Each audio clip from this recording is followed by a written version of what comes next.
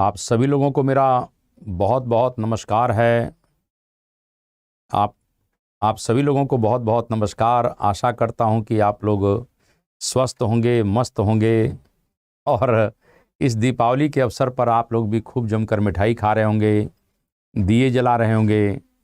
साथ में मैंने सोचा कि एक आध घंटे के लिए मैं आप लोगों के बीच में आ जाऊं, तो इस तरह से हम लोगों की कहीं ना कहीं कुछ पढ़ाई भी चलती रहे। इस उद्देश्य के साथ इस सेशन को हम लोग जो है कहीं ना कहीं शुरू किए हुए हैं। और बिल्कुल आप मेरे स्क्रीन पर कहीं ना कहीं प्रश्न देख ही रहे हैं। यहाँ से कुछ प्रश्नों के आने की संभावनाएं रहती हैं, तो इस आधार पर हम लोग जो है थोड़ा सा अपने सेशन को शुरू करें। और निश्चित रूप से एक आध घंटे अगर पढ़ लेंगे तो थोड़ा सा ठीक रहेगा, बेहतर रहेगा। बाकी तो सब चल ही रहा है और हम लोग जो है इस प्रकार से जो है देखा जाए तो प्रश्न कह रहा है सिंगापुर क्रांति का संबंध क्या है। जैसा कि आप लोग जान रहे थे कि पहली क्लास में मैंने जो है इसमें के 23 क्वेश्चन करा दिया था। यहाँ पर थोड़ा सा क्वेश्चनों को हम लोग देखते हैं, बहुत इंपॉर्टेंट है। जैसे अगस्त क्रांति, तो भारत छोड़ो आंदोलन को कहीं ना कहीं अगस्त क्रांति के नाम से जाना जाता है। किस नाम से जाना जाता है? भारत छोड़ो आंदोलन को हम लोग अगस्त क्रांति कहते हैं। इस बात को थोड़ा सा ध्यान रखिएगा। यहाँ अगस्त क्रांति की बात आ गई, अगस्त क्रांति की बात आ जाती है। इसी प्रकार से आज़ाद हिंद फौज की बात करते हैं, तो आज़ाद हिंद फौज कहीं ना कहीं सुभाष चंद्र बोस के नेतृत्व में देश की आज़ादी के लिए एक बहुत बड़ा संघर्ष विदेशी धरती पर किया गया। इसका इतिहास मैं कभी लेकर आप लोगों के सामने आऊँगा। कहते हैं कि आज़ाद हिंद फौज का प्रथम सेनापति जो था, प्रथम सेनापति, ये ध्यान रखिए, आज़ाद हिंद फौज का गठन 2 बार होगा। एक बार कुल मिला के कहने के कैप्टन मोहन सिंह के नेतृत्व में होगा। तो कहते हैं कि कैप्टन मोहन सिंह इसके कहने के पहले सेनापति थे, संस्थापक थे। ये क्वेश्चन आ सकता है। कामागाटा मारू प्रकरण कहीं ना कहीं घटना 1915 की है। इस बात को थोड़ा सा ध्यान रखिएगा। थोड़ा सा मुझे डेट याद नहीं रहती है, कहीं 1914 भी ध्यान रहा, मुझे बिल्कुल डेट नहीं ध्यान रखता है, तो थोड़ा सा आप लोग देख लीजिएगा 1914-15। और कहीं ना कहीं इस कामागाटा मारू प्रकरण से जो व्यक्ति संबंधित है उसका नाम है गुरुदत्त सिंह। क्या नाम है? गुरुदत्त सिंह। ये थोड़ा सा जरूर ध्यान रखिएगा, गुरुदत्त सिंह है। तो कहीं ना कहीं कामागाटा मारू प्रकरण आप लोग जानते हैं कि यहाँ पर ये अपने यहाँ से 376 व्यक्तियों को लेकर सिंगापुर से कहीं ना कहीं कहाँ निकल जाते हैं, कनाडा चला जाता है। ब्रिटिश सरकार कहीं ना कहीं इनको कनाडा में घुसने की अनुमति नहीं देती है। ये जब वापस भारत आते हैं तो उसके पश्चात कहीं ना कहीं यहाँ पर आपस में एक तरह से देखते हैं कि कलकत्ता के बजबज तट पर ये पहुँचते हैं। जितने भी 376 लोग जिनको प्रवेश नहीं मिला था, बेचारे भूखे थे, प्यासे थे, वापस आए, संघर्ष हो जाता अंग्रेजों से, उसमें बहुत लोग मारे जाते हैं। तो इस प्रकार से कामागाटा मारू प्रकरण है। इसी प्रकार से एक आता तोशा मारू प्रकरण। जब कहीं ना कहीं इस प्रकार से अमेरिका से एक जहाज आ रहा है और इस सिंगापुर में रुका हुआ है।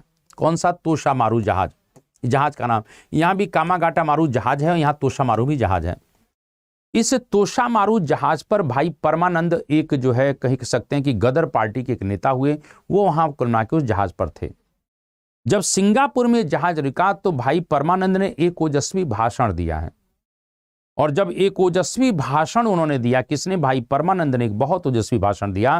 तो वहां पर जो अंग्रेजों के कहने की नौकरी कर रहे थे भारतीय लोग, यानी सिंगापुर पोर्ट पर जो लोग काम कर रहे थे, जैसे डुंडे खां हैं, चिश्ती खां हैं, इन लोगों के खून में उबाल आ गया। यानी भाई परमानंद के भाषण को सुनने के बाद सिंगापुर पोर्ट पर जो कहीं कि भारतीय सैनिक तैनात थे, उनके खून में उबाल आ जाता है और वो क्रांति कर देते हैं। इसी क्रांति को सिंगापुर क्रांति कहते हैं। तो सिंगापुर क्रांति का संबंध तोशा मारू प्रकरण से है। ये आप लोगों से बिल्कुल पूछा जा सकता है। क्लियर है? तो सिंगापुर क्रांति का संबंध किससे हो गया? तोशा मारू प्रकरण से होगा। ये थोड़ा सा जरूर आप लोग जरूर याद रखिएगा, बहुत इंपॉर्टेंट क्वेश्चन है। इसके बाद 25 की बात अगर कर लेते हैं, जो 25 है, थोड़ा सा इसको विषय को थोड़ा सा ध्यान रखिएगा। 25 की बात करते हैं तो ये 25 क्या कहना चाहता है, ये थोड़ा सा ध्यान रखें। ये भी क्वेश्चन बहुत इंपॉर्टेंट है कि निम्न में से कौन क्रांतिकारी समाचार पत्र था। तो क्रांतिकारी समाचार पत्र कौन सा है, ये भी क्वेश्चन आपसे पूछा जा सकता है। युगांतर है, भवानी मंदिर है, मुक्ति किस मार्ग से है, या यंग इंडिया है। तो कह रहा है कि निम्न में से कौन क्रांतिकारी समाचार पत्र है, ये क्वेश्चन आपसे बिल्कुल पूछा जाएगा। तो युगांतर है, भवानी मंदिर है। तो स्वाभाविक रूप से कहीं कि कौन सा समाचार पत्र? तो युगांतर भी है कुल मिला के कहीं इस प्रकार से क्रांतिकारी समाचार पत्र, भवानी मंदिर भी है, मुक्ति किस मार्ग से है, यानी कहीं ना कहीं ई आंसर सही है। ठीक है, तो 25 का ई होगा, ये थोड़ा सा आप लोग जरूर याद रखिएगा कि 25 का ई है, जिसमें युगांतर की बात कर सकते हैं, भवानी मंदिर की बात कर सकते हैं, मुक्ति किस मार्ग से है ये भी आपसे पूछा जा सकता है। तो इस प्रकार से कहीं ना कहीं हम लोग जो है कहीं ना कहीं यंग इंडिया नहीं है, यंग इंडिया का संबंध लाला लाजपत राय से था। किससे था? लाला लाजपत राय से भी था, और कहीं कि गांधी जी से भी है। गांधी जी ने भी यंग इंडिया निकाला है, इस बात को थोड़ा सा ध्यान रखिएगा, तो ये क्वेश्चन आपसे पूछा जा सकता है।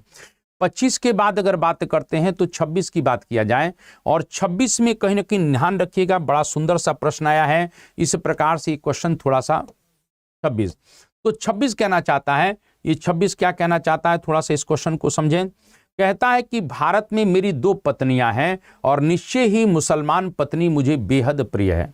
यानी भारत में मेरी 2 पत्नियां हैं और निश्चय ही जो मुसलमान पत्नी है वो मुझे बहुत प्रिय है। आपको बताना चाहता हूं कि जब पार्टीशन ऑफ बंगाल हो जाएगा तो बंगाल को 2 भागों में बांटा जाएगा, एक पश्चिमी बंगाल में बांटा जाएगा, एक पूर्वी बंगाल में बांटा जाएगा। तो जो पूर्वी बंगाल है इसका लेफ्टिनेंट गवर्नर इस प्रकार से ब्रूमफील्ड फुलर को बनाया जाता है। किसको बनाया जाता है? ब्रूमफील्ड फुलर को बनाया जाता है। और यहीं पर फुलर कहता है कि कहीं न कहीं भारत में मेरी 2 पत्नियां हैं, लेकिन मुसलमान पत्नी मुझे ज़्यादा प्रिय है। क्यों? क्योंकि वो वहां पर डिवाइड एंड रूल की पॉलिसी के तहत काम कर रहा है। तो इस प्रकार से ध्यान रखिएगा, ब्रूमफील्ड फुलर बहुत इंपॉर्टेंट है। 26 का सी है, ये क्वेश्चन आपसे पूछा जा सकता है। 27 की बात अगर करते हैं तो 27 की बात करें, 27 बहुत इंपॉर्टेंट है, इसको भी थोड़ा सा ध्यान रखिएगा। कहीं ना कहीं इस प्रकार से ये भी क्वेश्चन को थोड़ा सा देखा जाए, और यह क्या कहना चाहता है कि बंगाल विभाजन हमारे घाव पर नमक की तरह है। बहुत अच्छा क्वेश्चन है कि बंगाल विभाजन हमारे घाव पर नमक की तरह है। आप सभी लोग कहीं ना कहीं इस प्रकार से सेशन के साथ जुड़े रहें, खूब मिठाई खाते रहें, खूब पढ़ाई करते रहें, और कहीं ना कहीं मुझे भी थोड़ा सा जो है आप लोग मिठाई, छठ का ठेकुआ, ये सब जरूर भेजते रहिएगा, ठीक है ना। तो ये सब चीज़ें हमको भी चाहिए, ये नहीं कि अकेले अकेले खाइएगा। तो बंगाल विभाजन हमारे घाव पर नमक की तरह, यह कथन किसने कहा है? बहुत इंपॉर्टेंट क्वेश्चन है, थोड़ा ध्यान रखिएगा। मैंने अभी कहा कि पार्टीशन ऑफ बंगाल के विषय में बात हो रही है। बंगाल विभाजन हमारे ऊपर वज्रपात की भांति गिरा, तो अगर वज्रपात अगर शब्द आता है कि वज्रपात की भांति गिरा, वज्रपात की भांति गिरा, बम की भांति गिरा, तब तो सुरेंद्र नाथ बनर्जी हैं। क्वेश्चन आया था इस बार बीपीएससी में कि बंगाल विभाजन हमारे ऊपर वज्रपात या बम की तरह गिरा है, तो सुरेंद्र नाथ बनर्जी हैं। लेकिन हमारे घाव पर नमक की तरह है तो गोपाल कृष्ण गोखले हैं। गोपाल कृष्ण गोखले ने भी विरोध किया, उन्होंने कहा कि भाई बंगाल विभाजन हमारे घाव पर नमक की तरह है। गोपाल कृष्ण गोखले विरोध कर रहे हैं, यहां तक कि उन्होंने कहा कि बंगाल विभाजन एक बहुत निर्मम भूल है, ये तक कहा गया। तो यहां पर गोपाल कृष्ण गोखले सही होगा, इस बात को थोड़ा सा ध्यान रखिएगा, ठीक है ना।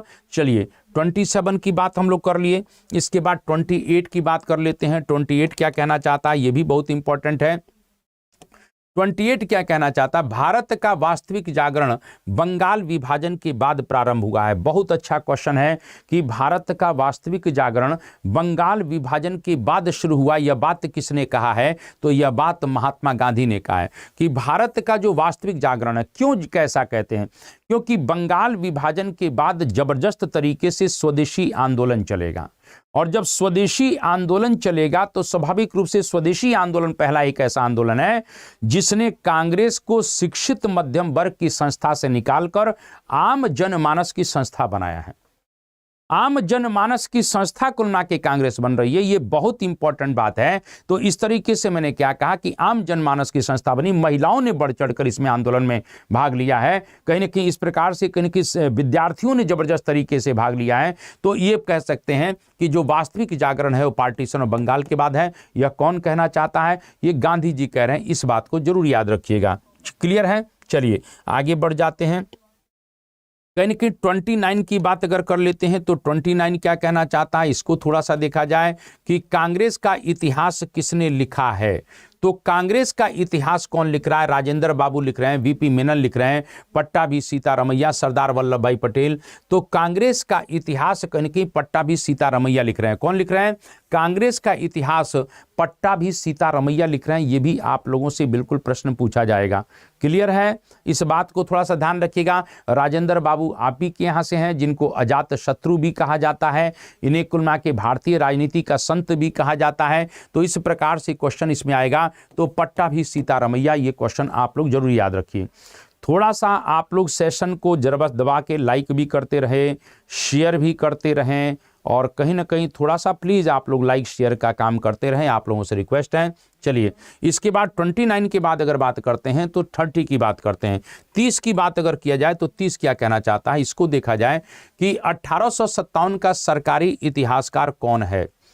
1857 का सरकारी इतिहासकार कौन था, इस बात को थोड़ा सा ध्यान रखिएगा। तो 1857 का जो सरकारी इतिहासकार है वो एसएन सेन है। कौन है? एसएन सेन है। और इन्होंने 1857 नाम से ही किताब लिखी है, यानी 1857 नाम से ही किताब लिखी है एसएन सेन साहब ने। यह भी प्रश्न आप लोगों से बिल्कुल पूछा जाएगा, इस बात को जरूर ध्यान रखिएगा। इसके बाद कहीं ना कहीं अशोक मेहता ने क्या पुस्तक लिखा है? तो द ग्रेट रिबेलियन लिखा है। क्या लिखा है? द ग्रेट रेबेलियन लिखा है। ये भी आपसे पूछा जा सकता है। तो द ग्रेट रेबेलियन लिखा है, ये भी क्वेश्चन आपसे पूछा जा सकता है। अशोक मेहता ग्रेट रेबेलियन लिखते हैं। आरसी मजुमदार क्या लिखते हैं? The sepoy mutiny and the rebellion of 1857। क्या लिखते हैं? The sepoy mutiny and the rebellion of 1857। ये क्वेश्चन आपसे पूछा जा सकता है। Sepoy rebellion of 1857।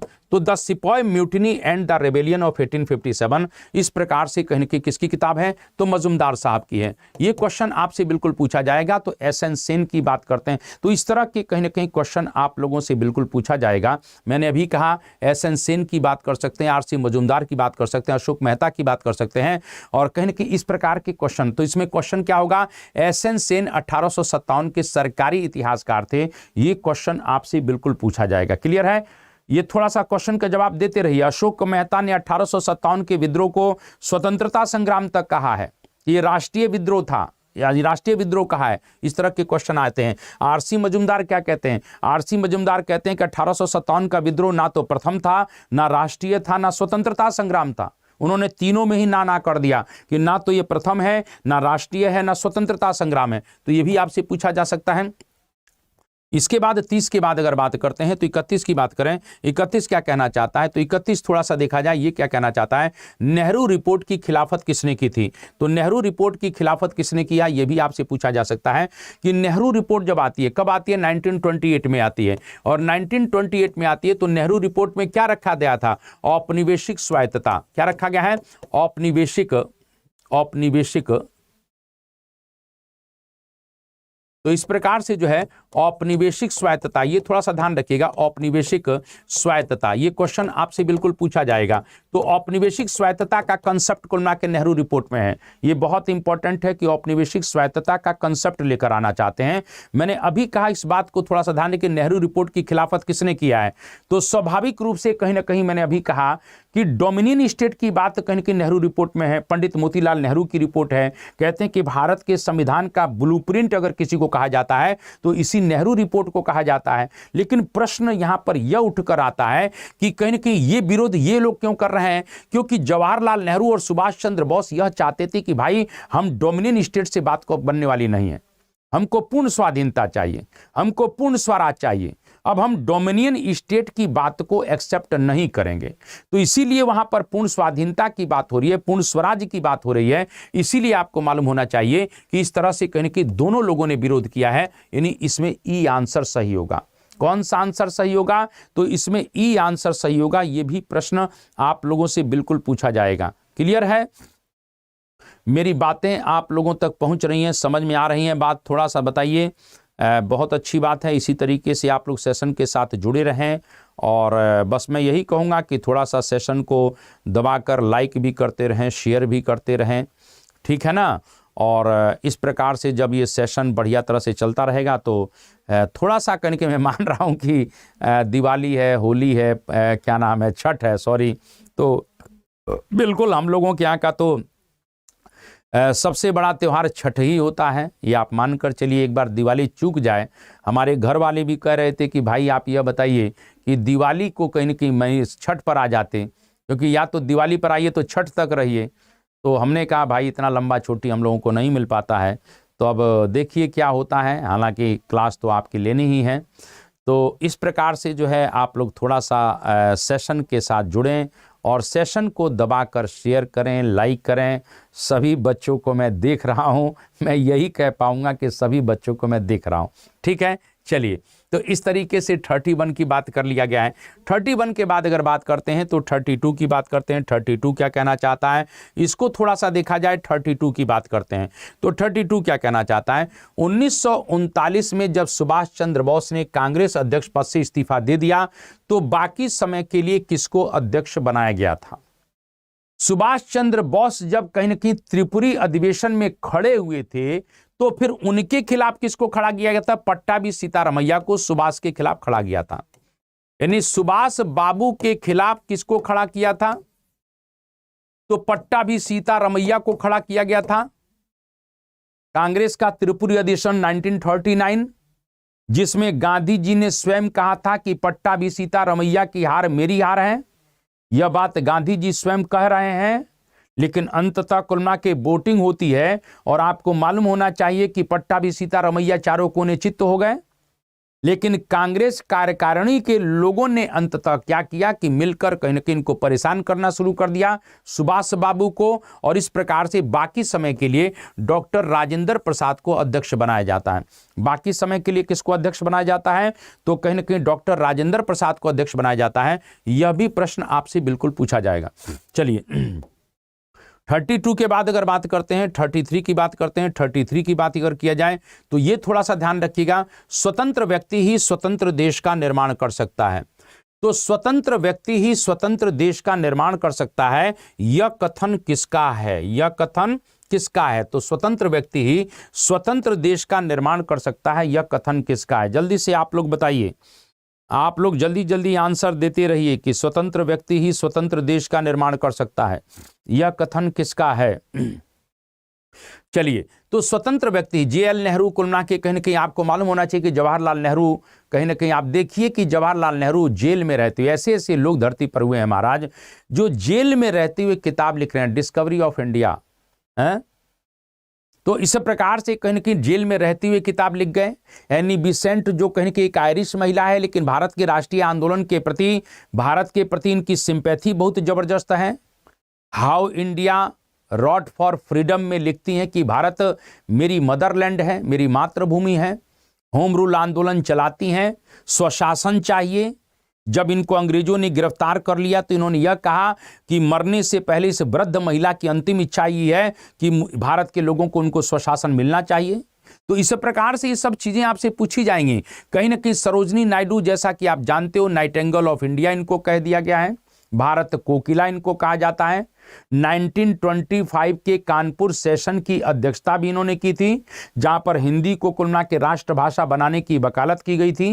तो इस प्रकार से यह भी पूछा जा सकता है, पहली महिला अध्यक्ष हैं, पहली भारतीय महिला अध्यक्ष हैं, लेकिन स्वतंत्र व्यक्ति ही स्वतंत्र देश का निर्माण कर सकता है। यह बात एनी बिसेंट ने कहा। यह बात किसने कहा है? यह बात एनी बिसेंट कह रही हैं। यह भी क्वेश्चन आप लोगों से बिल्कुल पूछा जाएगा। क्लियर है? चलिए आगे हम लोग बात कर लेते हैं। इसके बाद कहीं न कहीं आगे क्या कहना चाहता है इसको देखा जाए।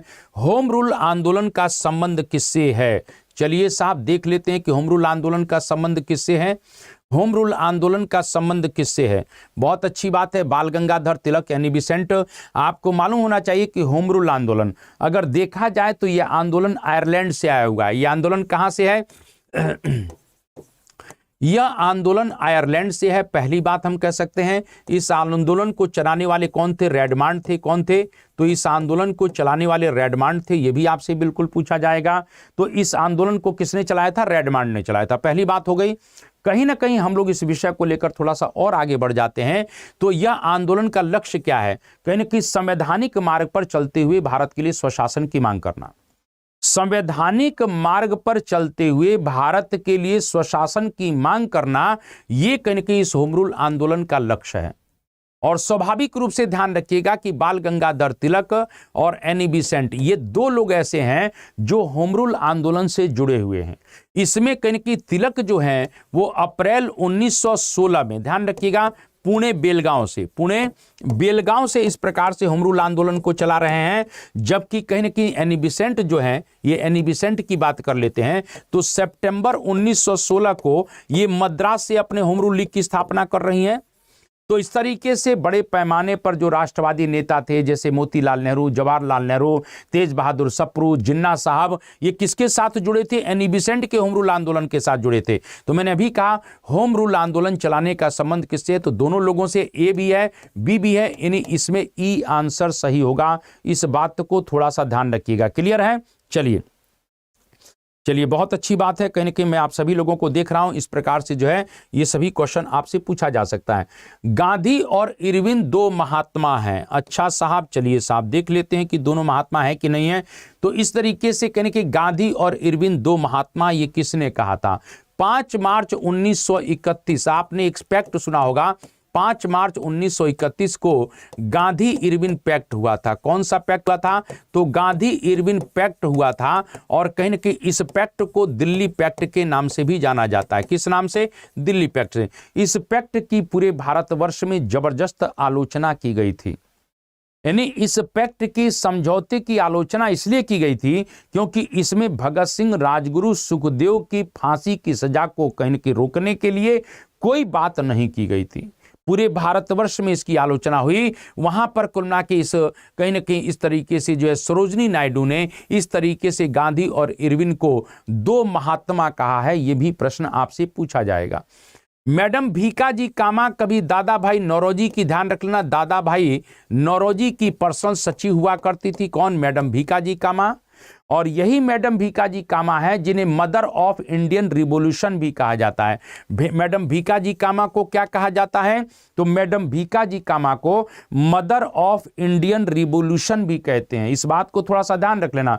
तो मदर ऑफ कुलना के एक प्रकार से देखा जाए तो भारतीय क्रांतिकारी इतिहास की एक तरीके से वो माँ है। तो मदर ऑफ इंडियन रिवॉल्यूशन इनको कहा गया है। और थोड़ा सा आपको बताना चाहता हूं, ये वही महिला है जिसने 1907 के स्टुटगार्ट सम्मेलन में जाकर कहीं ना कहीं स्वतंत्रता के प्रतीक, कहीं ना कहीं तिरंगा झंडे को फहराया था जर्मनी के स्टुटगार्ट में। यानी पहली बार विदेशी धरती पर झंडा फहराने का काम किसी ने किया है, तो मैडम भीकाजी कामा ने किया है। तो इस प्रकार के क्वेश्चन भी आप लोगों से पूछे जा सकते हैं। क्लियर है? चलिए, यहां तक बात हम लोगों की हो गई है। उसके बाद और आगे बढ़ जाते हैं। ये क्या कहना चाहता है? इस तरीके से ये भी क्वेश्चन बहुत इंपॉर्टेंट है कि ब्रह्मजीत गौड़ कौन था, कौन सुल्तान है, बहुत इंपॉर्टेंट है। कभी भी प्रश्न आता है कि अकबर के शासनकाल में, क्योंकि अकबर एक बहुत उदार व्यक्ति है, अकबर को मुगल काल का राष्ट्रीय सम्राट भी कहा गया है। अकबर को क्या कहा गया है? मुगल काल का राष्ट्रीय सम्राट भी कहा जाता है, राष्ट्रीय शासक इसको कहा जाता है। ये भी क्वेश्चन पूछा जा सकता है। इसकी नीति को सुलह कुल की नीति भी कहते हैं। क्या कहते हैं? तो इसकी नीति को सुलह कुल की नीति भी कहा जाता है। तो सुलह कुल की नीति भी इसको कहा जाता है। यह भी आपसे बिल्कुल पूछा जा सकता है। तो अकबर को राष्ट्रीय सम्राट भी कहते हैं, इसकी नीति को सुलह कुल की नीति भी कहा जाता है। इस तरह के प्रश्न आपसे पूछे जाएंगे। 1562 में उसने दास प्रथा को समाप्त कर दिया। 63 में तीर्थ यात्रा कर को समाप्त कर दिया। 64 में जजिया कर को समाप्त कर देता है। 75 में इबादत खाने की बात करता है, जिसमें सभी धर्म के लोग जाकर अंततः अपनी बातों को रख सकते थे, धर्म संसद हम कह सकते हैं। और 1579 में महजर की बात करता है। इस महजर के द्वारा अकबर धर्म के मामले में अपने को सुप्रीमो बना लेता है। और 1582 में तौहीद इलाही या दीन इलाही की बात करता है, जो सभी धर्म के लोगों के वैमनस्य को समाप्त करके एक समान आचार संहिता का निर्माण करना चाहता है। तो इस प्रकार से कहीं ना कहीं भी आपसे पूछा जा सकता है मोहम्मद बिन तुगलक और अलाउद्दीन खिलजी के विषय में बहुत चीजें मैं आपको बता चुका हूं। कहीं प्रश्न आ जाएगा कि सल्तनत काल का वह कौन सा सम्राट था जो एक नया धर्म चलाना चाहता था। तो नया धर्म चलाने वाले तो अलाउद्दीन खिलजी थे, जो एक नया धर्म चलाना चाहते थे, विश्व विजय करना चाहते थे। इस तरह के कुछ क्वेश्चन आपसे पूछे जा सकते हैं। किस सुल्तान को, सल्तनत काल के सुल्तान को किसको काफिर कहा गया है? काफिर कहा जाता है तो धर्म विरोधी कहा जाता है या विधर्मी कहा जाता है। इसामी जो है इसको विधर्मी या धर्म काफिर कहता है। किसको कहता है? एमबीटी को, कि भाई ये तो काफिर है, ये विधर्मी है। इस तरह के प्रश्न आपसे बिल्कुल पूछे जा सकते हैं। कौन सा दिल्ली का सुल्तान था जिसने उलेमाओं के विशेषाधिकारों को समाप्त कर दिया था? तो उसका भी नाम एमबीटी ही है। उलेमाओं के सभी विशेषाधिकारों को इसने समाप्त कर दिया था। इस तरह के प्रश्न भी आपसे पूछे जा सकते हैं। इसके बाद आते हैं कहने कि शेरशाह सूरी बहुत इंपॉर्टेंट सम्राट है। शेरशाह सूरी को धूल में खिला हुआ फूल भी कहा जाता है। यहां तक कि इतिहासकार कीन कहते हैं इस पठान ने 5 वर्षों में वह काम कर दिया जो मुगल तो दूर है, अंग्रेज भी नहीं कर पाए थे। मैं कहना चाहता हूं कि शेरशाह सूरी एक योग्य शासन प्रबंधक था। उसे अकबर का पथ प्रदर्शक या अग्रगामी भी कहा जाता है। और इसी ने कुल मिला के आपको मालूम होना चाहिए बहुत से कुल मिला के दूसरे धर्म के लोगों को भी अपने उच्च पदों पर नियुक्त किया है। जाप्ती प्रथा सबसे पहले लाने वाला यही है, कहीं न कहीं रैयतवाड़ी बंदोबस्त को लाने वाला यही है। इस प्रकार के क्वेश्चन आपसे बिल्कुल पूछे जा सकते हैं। सड़क ए आजम यानी जो मौर्य काल में उत्तरापथ का मार्ग था उसको सड़क ए आजम में कन्वर्ट करने वाला भी कौन था? तो यही था। और कहीं कि शेरशाह सूरी ने ही ब्रह्मजीत गौड़ को कुल मिला के अपना मंत्री बनाया था। ब्रह्मजीत गौड़ को कुल मिला के शेरशाह सूरी ने क्या बनाया था? तो अपना मंत्री बनाया था। यह भी प्रश्न आप लोगों से बिल्कुल पूछा जा सकता है। क्लियर है? तो इस तरह की चीज़ें कहीं ना कहीं हम लोगों को मालूम होना चाहिए और बिल्कुल हम लोगों को कहीं ना कहीं इस तरह से करना है। इसके बाद आगे बढ़ जाते हैं, 37 की बात करते हैं। 37 क्या कहना चाहता है? तो 37 की चर्चा किया जाए। उड़ीसा में उत्कल प्रांतीय सभा की स्थापना किसने की थी? तो उड़ीसा में उत्कल प्रांतीय सभा की स्थापना, तो उड़ीसा में उत्कल प्रांतीय सभा की स्थापना मालती चौधरी ने किया है। इस बात को थोड़ा सा ध्यान रखिएगा। आंध्र रैयत सभा की स्थापना अगर आता है कि आंध्र प्रांतीय किसान सभा की स्थापना, तो आंध्र प्रांतीय किसान सभा की स्थापना जो है एनजी रंगा कर रहे हैं। कौन कर रहे हैं? एनजी रंगा कर रहे हैं। लेकिन उत्कल प्रांतीय किसान सभा का गठन इस प्रकार से मालती चौधरी के द्वारा किया जा रहा है। यह भी प्रश्न आपसे डेफिनेटली पूछा जाएगा। इस बात को जरूर आप लोग याद रखिएगा। क्लियर है? तो इस तरह से कहने कि हम लोग इसमें बी आंसर सही होगा। इसके बाद आगे बढ़ जाते हैं। आगे क्या कहना चाहता है? 38 की बात करते हैं। 38 में क्या कहना चाहता है? इस प्रकार से 38 को देखा जाए तो हंटर कमीशन बिल्कुल सही है। हंटर कमीशन का संबंध लॉर्ड रिपन के समय में है। लॉर्ड रिपन के समय में, थोड़ा सा ध्यान रखिएगा, लॉर्ड रिपन के समय में है। और ये प्राथमिक शिक्षा में सुधार करना चाहता है। तो प्राथमिक शिक्षा का सुधार करने के लिए इस प्रकार से हंटर कमीशन का गठन किया गया था। यह भी क्वेश्चन आप लोगों से पूछा जा सकता है। हंटर कमीशन जलियांवाले बाग हत्याकांड की जांच के लिए भी आया था। इस प्रकार का एक कमीशन और था जो जलियांवाले बाग हत्याकांड की जांच के लिए आया था। वो भी एक हंटर कमीशन था। कहीं ना कहीं व्हिटले कमीशन का संबंध श्रम से है, यानी श्रम से कुल मिला के व्हिटले कमीशन का है। लेकिन तेभागा आंदोलन किससे प्रभावित था? तो फ्लाउड कमीशन से प्रभावित था। किससे प्रभावित था? फ्लाउड कमीशन। क्योंकि फ्लाउड कमीशन में यह प्रोविजन आया था कि जो खेती करने वाले मजदूर लोग हैं, जो बटाईदार हैं, उनको 2/3 भाग मिलना चाहिए। यानी फ्लाउड कमीशन में यह था कि 2/3 भाग जो है बटाईदारों को मिलना चाहिए। किसको मिलना चाहिए? बटाईदारों को मिलना चाहिए। और 1/3 भाग कुल मिला के जमींदारों को मिलना चाहिए, यानी मालिक को मिलना चाहिए। यह फ्लाउड कमीशन था और उसी आधार पर तेभागा आंदोलन चला। तेभागा आंदोलन में यही डिमांड थी कि हमें 2/3 हिस्सा हमें मिलना चाहिए और 1/3 हिस्सा किसानों को मिलना चाहिए। मालिकों को मिलना चाहिए और 2/3 किसानों को मिलना चाहिए। इस प्रकार से इस फ्लाउड कमीशन के आधार पर जो तेभागा आंदोलन चलेगा, इसके नेता कौन थे? तो कंपाराम। कंपाराम और भवन सिंह थे, ये भी आपसे पूछा जा सकता है। तो कंपाराम भवन सिंह इसके नेता थे। इस प्रकार के प्रश्न आप लोगों से बिल्कुल पूछा जाएगा, इस बात को जरूर याद रखिएगा। तो कहीं ना कहीं मैं आशा करता हूं कि आप लोग बहुत बढ़िया तरीके से कहीं ना कहीं सेशन के साथ जुड़े हुए हैं और इसी तरीके से हम लोग सेशन के साथ बराबर जुड़े रहें, मैं यही आशा करता हूं और परिश्रम हम लोगों का चलता रहे और पढ़ाई वढ़ाई पूरी तरीके से चलती रहे। ठीक है, मैं मान रहा हूं कि दिवाली भी है, छठ भी है, मेरा भी मन कहाँ लग रहा है, मेरा भी मन तो यही लग रहा है कि भाई दिवाली को जाएंगे और छठ तक आएंगे, लेकिन अब हम क्या करें, हम भी विवश हो चुके हैं। कहीं ना कहीं एक कहते हैं कि रिस्पॉन्सिबिलिटी कभी कभी ऐसी चीज़ें हो जाती हैं कि समझ में कुछ नहीं आता है कि कैसे क्या होगा, लेकिन फिर भी चलिए, जो होना था वो तो हो रहा है और हम लोग जो है अपनी बात को लेकर कहीं ना कहीं यहाँ पर शुरू करें। चलिए, तो मैंने अभी कहा 38 की बात कर लेते हैं। 38 के बाद अगर बात कर लेते हैं तो यहाँ पर क्या कहना चाहता है, यहाँ 39 की बात करते हैं। 39 क्या कहना चाहता है, इसको थोड़ा सा देखा जाए। और 39 कहना चाहता है, यद्यपि यह संघर्ष स्वराज प्राप्ति के लिए नहीं है, यद्यपि यह संघर्ष स्वराज प्राप्ति के लिए नहीं है, परंतु इस तरह का प्रत्येक संघर्ष हमें स्वराज की ओर ले जा रहा है, यह कथन किसका है? यानी यद्यपि यह संघर्ष स्वराज प्राप्ति के लिए नहीं है, परंतु इस तरह का प्रत्येक संघर्ष हमें स्वराज की ओर ले जा रहा है, यह कथन किसका है? जरा जल्दी से बता दीजिए, मैं खुद नहीं जान पा रहा हूं कि यह कथन किसका है। स्वाभाविक रूप से अगर थोड़ा सा देखा जाए तो कहीं न कहीं ये बात कहीं न कहीं इस प्रकार से महात्मा गांधी के द्वारा कही जा रही है। किसके द्वारा? महात्मा गांधी के द्वारा की जा रही है। और कब कह रहे हैं? ये बारदोली सत्याग्रह के समय कह रहे हैं। बारदोली सत्याग्रह जब वो करने के लिए गए तो वहां पर कहीं न कहीं इस प्रकार से बारदोली सत्याग्रह 1928, बारदोली सत्याग्रह की कमान तो हालांकि गांधी जी ने क्या नाम है, पटेल जी ने संभाला था, लेकिन कहीं ना कहीं गांधी जी भी वहां मौजूद हैं।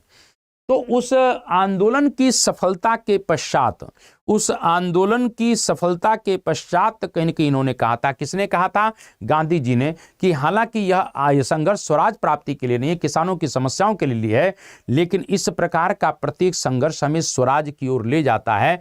यह बात महात्मा गांधी कह रहे हैं। यह भी क्वेश्चन आपसे बिल्कुल पूछा जाएगा, इस बात को थोड़ा सा ध्यान रखिएगा। चलिए आगे बढ़ जाते हैं। दक्षिण भारत का ब्रह्म समाज किसे कहा जाता है? चलिए साहब, ये भी देख लिया जाए, दक्षिण भारत का ब्रह्म समाज किसे कहा जाता है। आपको मालूम होना चाहिए कि आर्य समाज की स्थापना कहीं न कहीं किसने की थी? तो 1875 में इस प्रकार से मुंबई में कौन कर रहा है? तो स्वामी दयानंद सरस्वती कर रहे हैं। स्वामी दयानंद सरस्वती ने क्या लिखा था? तो सत्यार्थ प्रकाश लिखा था। सत्यार्थ प्रकाश लिख रहे हैं, ये भी आपसे पूछा जाएगा। और सत्यार्थ प्रकाश किस में लिखा गया? तो हिंदी में लिखा गया। किसमें लिखा गया? हिंदी में लिखा गया है। तो दक्षिण भारत का ब्रह्म समाज, ये प्रश्न पूछ रहा है। आर्य समाज कहीं ना कहीं निश्चित रूप से इंडियन अनरेस्ट के लेखक, इंडियन अनरेस्ट के लेखक वैलेंटाइन चिरोल ने कहीं ना कहीं यह कहा था, किसको? आर्य समाज को, कि यह भारतीय अशांति का जनक है।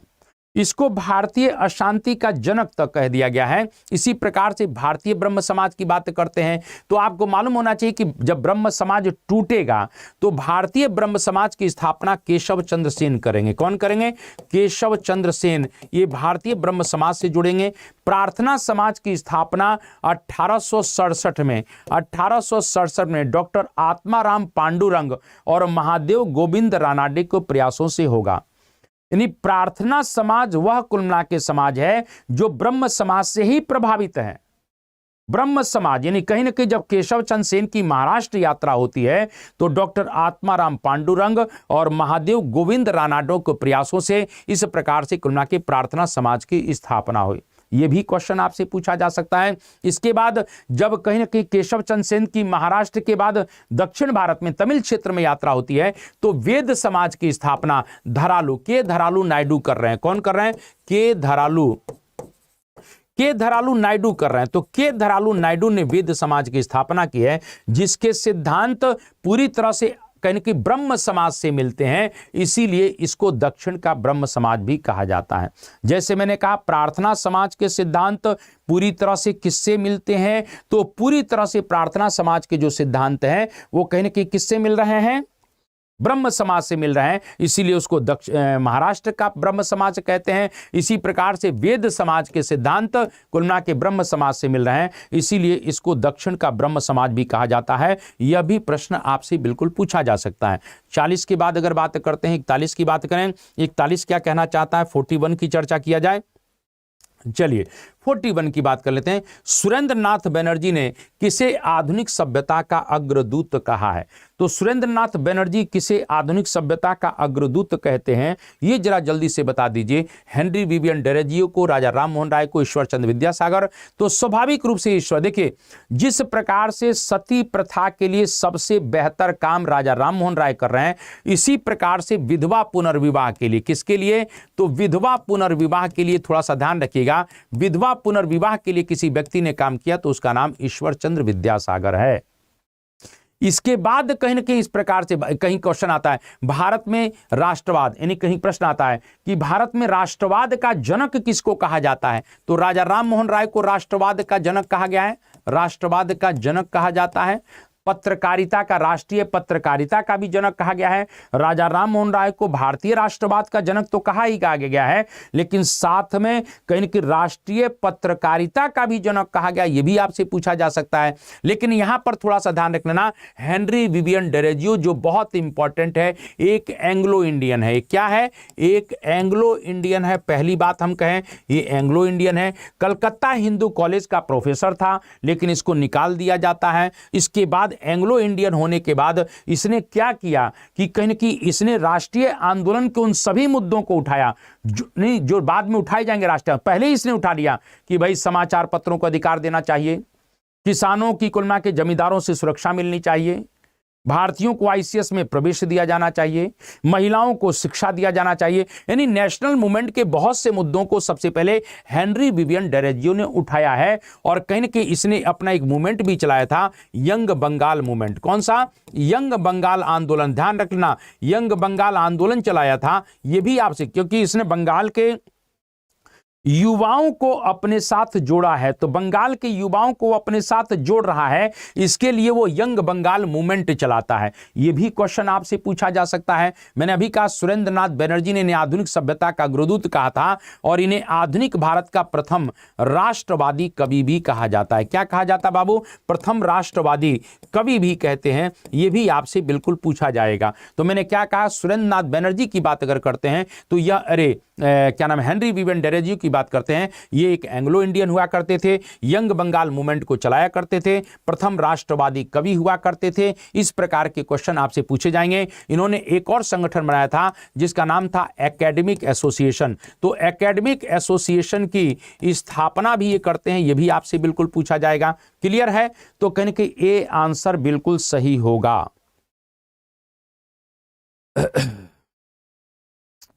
तो इस प्रकार से कहीं ना कहीं आप लोग जो है बढ़िया तरीके से सेशन के साथ जुड़े हैं, बहुत अच्छा लग रहा है।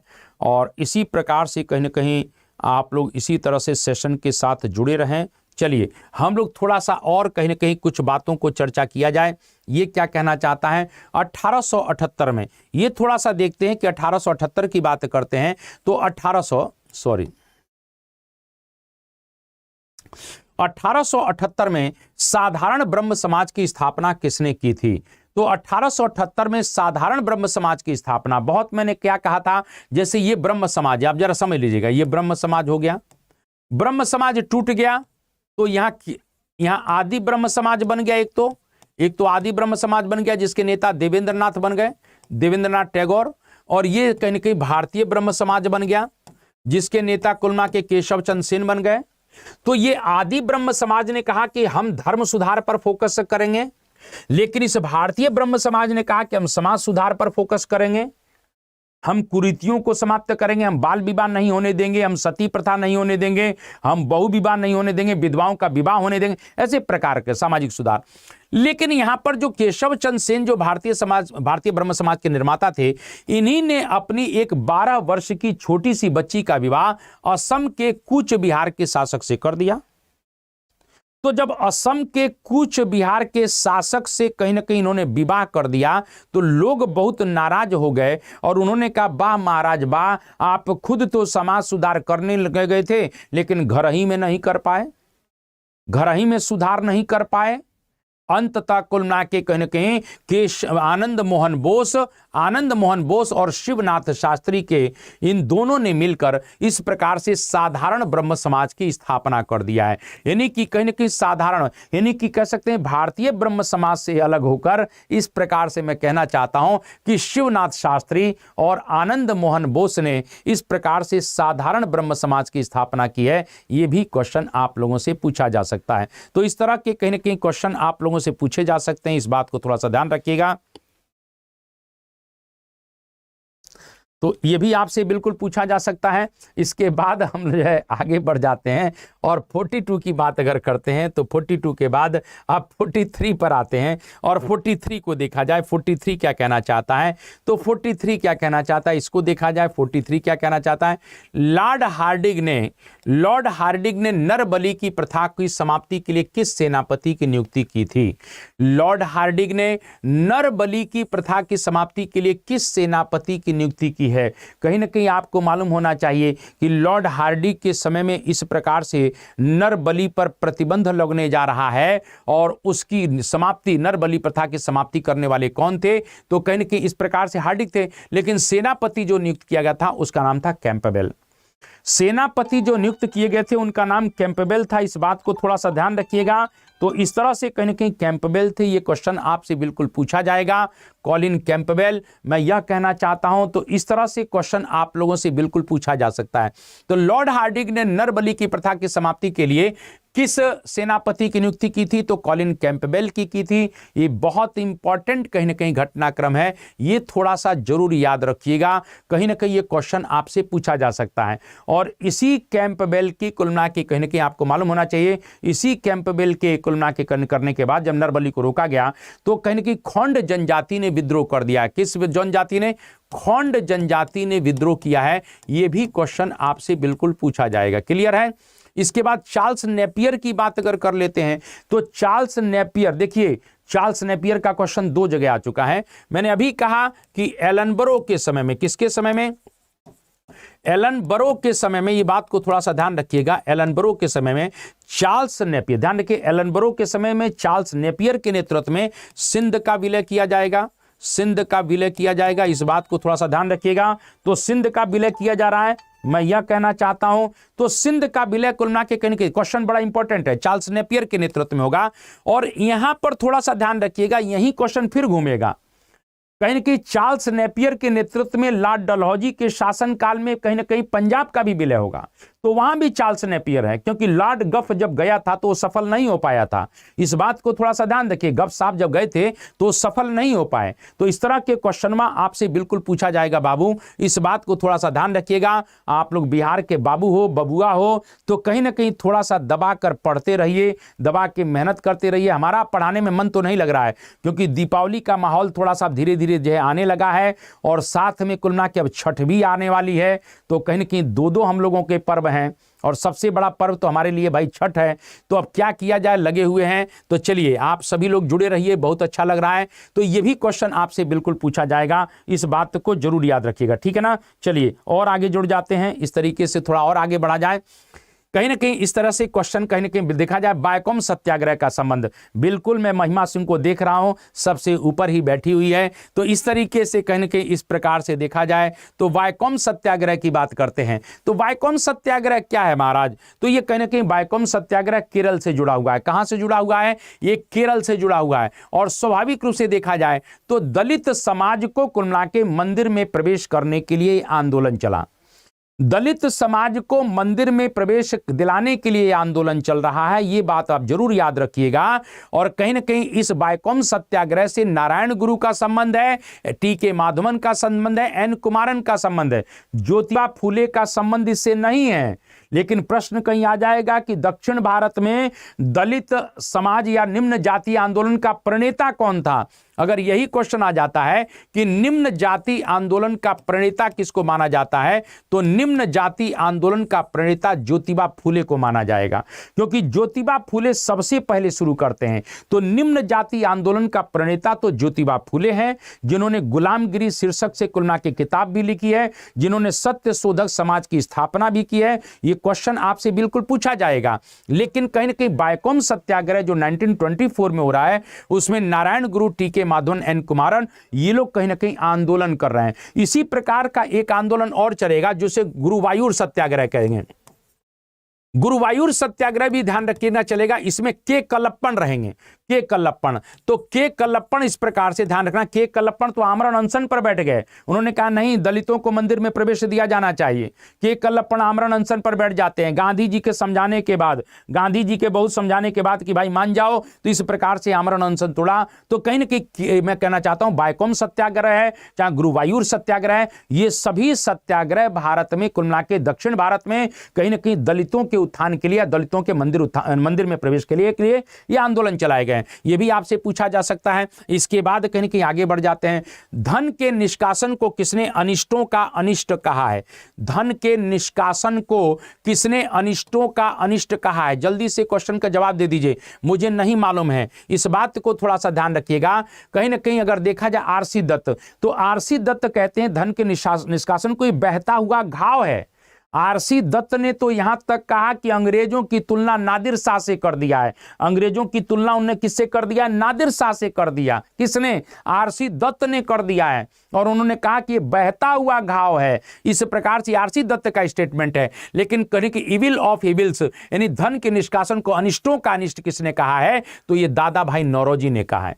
दादा भाई नौरोजी कह रहे हैं। इस बात को थोड़ा सा ध्यान रख लेना। मैं बार बार कहता रहता हूं, poverty and un British rule in India पर निशान मत लगाना। सबसे पहले धन के निष्कासन की बात दादा भाई नौरोजी ने 1867 में अपनी एक छोटी सी कुलना के पत्रिका के माध्यम से कहा था, जब ईस्ट इंडिया एसोसिएशन का सम्मेलन चल रहा था, और उस पत्रिका का नाम था इंग्लैंड डेप्ट टू इंडिया। सबसे पहले इंग्लैंड डेप्ट टू इंडिया में वो धन निष्कासन की बात करते हैं, फिर वो किताब लिखते हैं poverty and un British rule in India. ठीक है बाबू। और उसके बाद ध्यान रखना, इस तरह से जो है तो आरसी दत्त जो है बहता हुआ घाव कहते हैं, जबकि कुल मिला के कहीं ना कहीं इस प्रकार से दादा भाई नौरोजी कहते हैं कि कहीं ना कहीं अनिष्टों का अनिष्ट है। ये कार्ल मार्क्स क्या गजब की बात कहता है। कहता है रेलवे भारत में कहीं ना कहीं राष्ट्रीयता का अग्रदूत बनेगी। एक और कुल मिला के कहीं ना कहीं कार्ल मार्क्स ने गांधी के ऊपर बहुत सुंदर स्टेटमेंट दिया है, और कार्ल मार्क्स ने यह कहा है कि आने वाली पीढ़ियां शायद ही विश्वास करेंगी। कार्ल मार्क्स क्या कहते हैं गांधी के विषय में? कि आने वाली पीढ़ियां शायद ही विश्वास करेंगी। क्या विश्वास करेंगी? कि ऐसा एक हड्डी का, कुल मिला के बिना हार्ड मांस का, एकदम हार्ड मांस का छोटा सा एक पुतला नुमा एक इंसान भी धरती पर आया जिसने इतना बड़ा क्रांतिकारी काम किया। तो कहीं ना कहीं कहते हैं अल्बर्ट क्या नाम है ये Albert Einstein, sorry Karl Marx नहीं, अल्बर्ट आइंस्टीन। अल्बर्ट आइंस्टीन यह कहते हैं कि आने वाली पीढ़ियां शायद ही विश्वास करेंगी कि ऐसे हार्ड मांस का भी पुतला, एक ऐसे बिना हार्ड, एकदम मतलब कमजोर, क्योंकि गांधी जी कैसे एकदम केवल हार्डी मांस था, तो ऐसे हार्ड मांस का व्यक्ति कुल मिला के धरती पर आया होगा और भारत में उसने इतना बड़ा संघर्ष किया होगा। ये ध्यान रखना। स्टेटमेंट किसका है? कार्ल मार्क्स मत लिख देना, अल्बर्ट आइंस्टीन। अल्बर्ट आइंस्टीन ध्यान रखना। यह बात अल्बर्ट आइंस्टीन जैसे वैज्ञानिक ने कहा है, इस बात को ध्यान रखिएगा।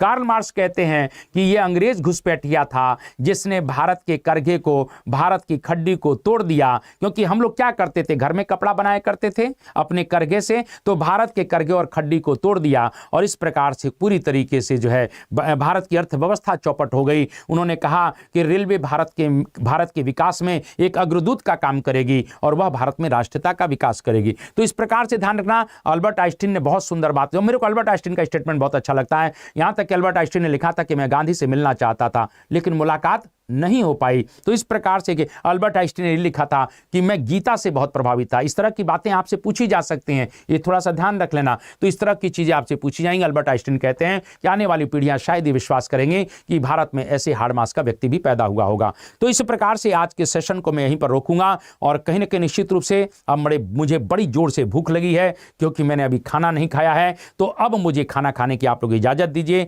आप सभी लोगों को बहुत बहुत नमस्कार।